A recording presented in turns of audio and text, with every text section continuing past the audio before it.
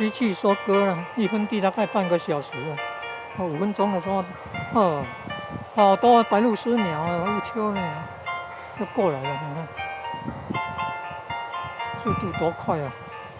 然后这个卡车来载稻谷，大概吐2次给那个卡车载，高效率，高效率。以前呢，收割稻谷多么辛苦啊！要大概10几个人，用那个长筒子，那个里面有木轮啊，然后有金属弯成那个 V 字形，还是 R， 英文音标 R 那个，然后那个用脚踩，把那个稻谷割下来以后，稻谷放在那个桶子里面的滚筒啊，滚筒里面来那滚动来打，那个铁条打到那个稻谷掉落掉，那削烫，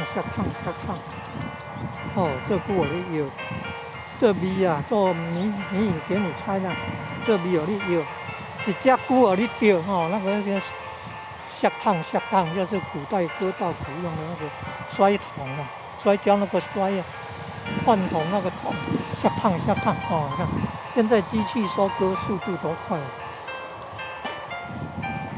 啊！还有白鹭鸶鸟啊、乌秋鸟啊都过来。以前的中午吃饭呢，在田里要吃割稻饭，只爱挂稻仔饭。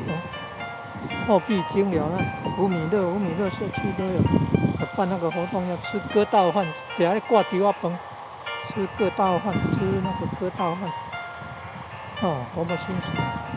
体会一下以前的人收割稻谷是多么的辛苦。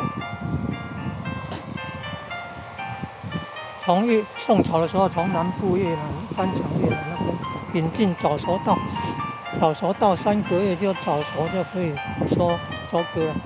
现在11月15号左右，剪掉3个月是8月份左右，8月15左右播种了。机器插秧呢，然后到那个今天机器收割稻谷。如果是3个月多了3个月多，那可能是8月初送下去了。你看8月初的像放暑假是7月份放，8月初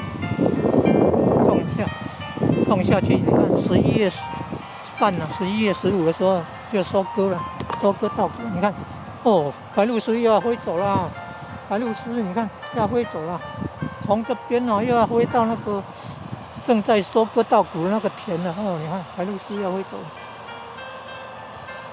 那个是高铁，正前方高铁的高架桥。